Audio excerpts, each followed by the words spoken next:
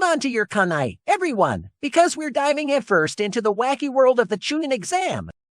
Team 7, the eccentric group of genin from Konoha, found themselves entangled in a whirlwind of chaos and hilarity. These three, Gara, Kenkuro, and Temari, had arrived in town to participate in the Chunnin selection exams. Naturally, Naruto's excitement skyrocketed faster than his ramen bill upon hearing about the opportunity to become a Chunnin. Now, let's discuss the first phase of the exam. It was quite a challenge, folks. The genin had to demonstrate their skills in information gathering and willpower, but with a twist.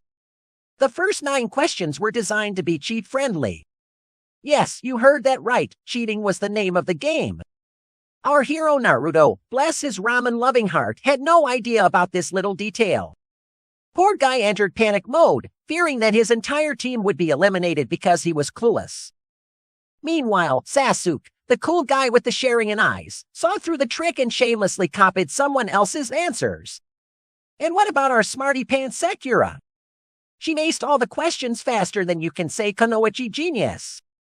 Now, fasten your shurikens because things are about to get wild in the second phase. This time, they were thrown into the notorious Forest of Death.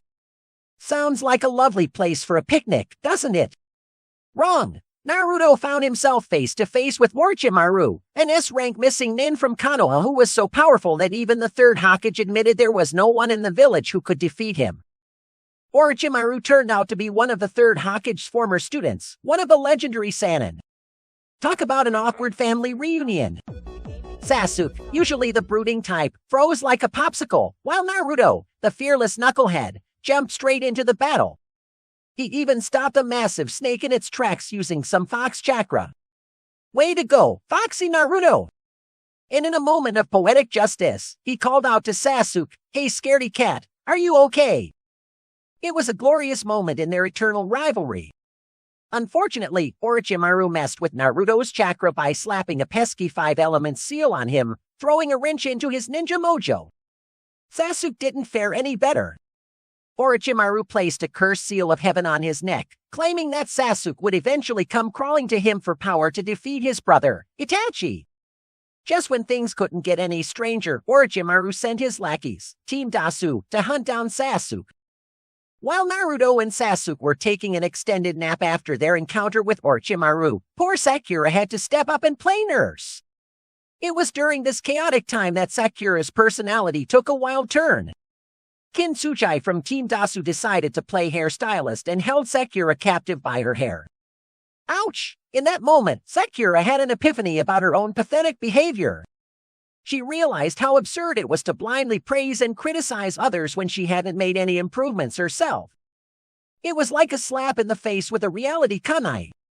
To symbolize her newfound determination, she took matters into her own hands and chopped off her long hair, which she had kept just because rumors said Sasuke had a thing for girls with long hair. Just when things were escalating, like a summer blockbuster, Team 10 came crashing the party. Dasu admitted that Lee's lotus almost sent him to the great beyond. Unfortunately, Lee's impressive display ended in defeat when Dasu turned the tables on him. Team 10 sprang into action to save Sakura from the Odo ninja, but their efforts fell short. Talk about a failed rescue mission. Rants! Sasuke, with his cursed seal in full force, went completely berserk and started dislocating Zaku's shoulders just for the thrill of it. Who needs a reason when you can inflict pain, right? Team 7 managed to scrape. The battles were wild and unpredictable. Sasuke faced off against Yoroi, a guy with the ability to steal chakra like taking candy from a baby. But Sasuke had a brilliant plan up his sleeve. He executed the Lion Combo move, a modified version of Rock Lee's front lotus, and knocked Yoroi out cold. Imitation is indeed the sincerest form of flattery, especially when it involves dislocated shoulders. Zaku Abumi and Shino Aburame clashed head-to-head, with Zaku boasting about his one functional arm. But surprise, surprise! Shino unleashed a swarm of bugs, leaving Zaku helpless like a fly trapped in a spider's web. It turned out that Zaku had 2 functioning arms all along, but the bugs crashed his party by exploding his arms like party poppers. Ino and Sakura, the rival queens, engaged in an endless battle. The battle dragged on until both girls struck each other simultaneously, knocking themselves out like a pair of synchronized fainters. The wind goddess, faced off against Ten, the weapon enthusiast. But Temuri had some fancy wind tricks up her sleeve and countered all of Tenten's projectiles like a pro. Rock Lee, being the knight in not-so-shiny armor, wanted to avenge Tenten's honor but got stopped by his sensei. The sixth match, Shikamaru Nara of Kano Hagakir's Team 10 against Kin Suchai. When it came time for them to duck, Shikamaru ducked successfully, but Kin, having previously retreated, banged her head against the wall and knocked herself out, which turned out to be the true goal of Shikamaru's battle strategy. At first, things weren't looking great for Naruto. Kiba's dog, Akamaru, joined the fight, and the whole situation went doggone crazy. Naruto, in a stroke of genius, transformed into both Akamaru and Kiba, confusing the heck out of Kiba. Talk about a furry mess. But the real knockout punch came when Naruto accidentally unleashed a stinky surprise. Yep, he broke wind. Kiba's super-sensitive nose took 1,000 times the whiff, leaving him stunned. And that's how Naruto pulled off his legendary move, the Naruto Uzumaki combo, a fart and clones combo that left everyone gasping for breath, literally. Next up, it's the family feud of the century. Hinata and Neji of the Hyuga clan went head-to-head. Kiba, fresh off his flatulent encounter, was on a stretcher, urging Hinata to throw in the towel. But Hinata wasn't about to let fear get the best of her. Neji tried to play mind games with her, but Hinata found inspiration in Naruto's courage. She wanted to prove that she could be brave too, and boy, did she give it her all. They clashed with their fancy fighting styles and eyes that could outshine a Sharingan. It seemed like a tie at first, but Neji managed to mess up Hinata's chakra flow, putting a damper on her gentle fist skills. Hinata, undeterred, still fought on until the exam proctor had to step in and save her from a not-so-gentle demise. Hinata's bravery lit a fire under Naruto, and he made a solemn vow to avenge her by defeating Neji in the next round. Talk about turning heartbreak into a motivation ninja sauce. Now get ready for an earth-shattering showdown between Lee and Gaara. Rock Lee's taijutsu attacks were as effective as trying to tickle a sand dune. But just when you thought Lee was down for the count, he whipped off his leg weights like they were yesterday's fashion trend. Who knew shedding some pounds could make such a difference? Lee's speed was off the charts, leaving Gaara-san in a whirlwind of confusion.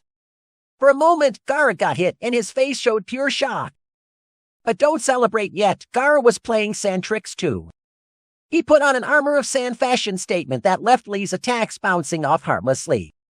Frustrated but not defeated, Lee decided to bring out the big guns, the inner chakra gates.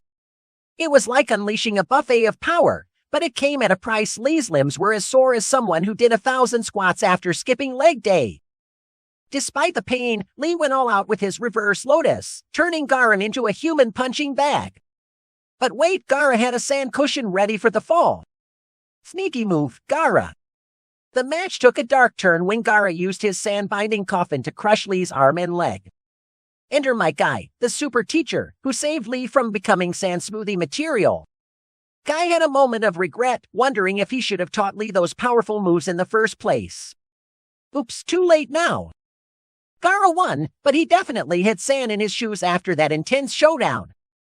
Last but not least, we have the clash between Choji and Dasu. Choji wasn't in the mood to fight, all he wanted was some food. But when his sensei promised him a feast if he won, Choji decided to give it a shot. Armed with the knowledge of Dasu's sound attacks, Choji used his human bullet tank move to plug his ears. Unfortunately, Dasu had a sneaky trick up his sleeve. He transmitted sound through the water inside Choji's body. It was like Choji's body turned into a boombox, and Dasu hit all the wrong notes.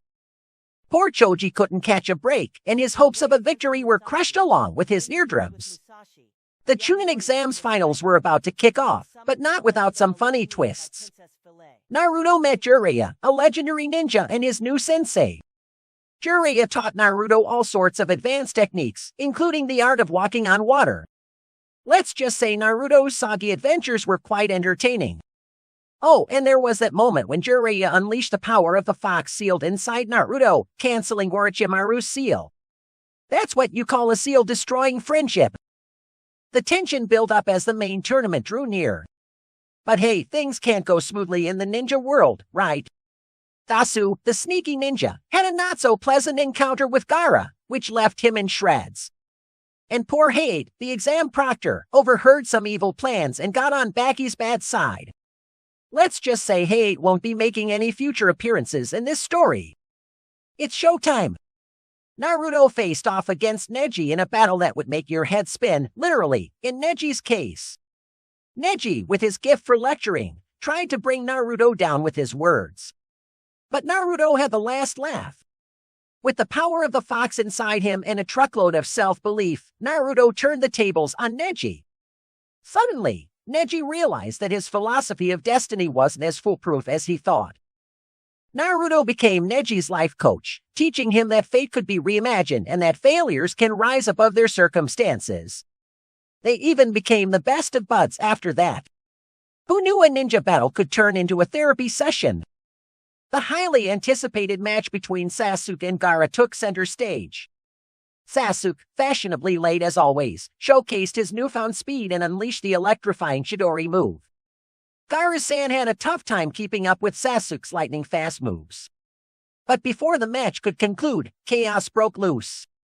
A smoke bomb, courtesy of Kabuto, Orochimaru's lackey, sent most of the crowd into dreamland. And just like that, the Konoha crush was underway. Talk about bad timing. Hold on tight, folks, because the Chunnin exams are taking an unexpected detour into comedy territory. Who knew ninja battles could be so side-splitting? Stay tuned for more action, laughter, and surprises in the Ninja World's wackiest tournament. The game begins with Musashi, a young warrior from the Sky Kingdom, being summoned to the land.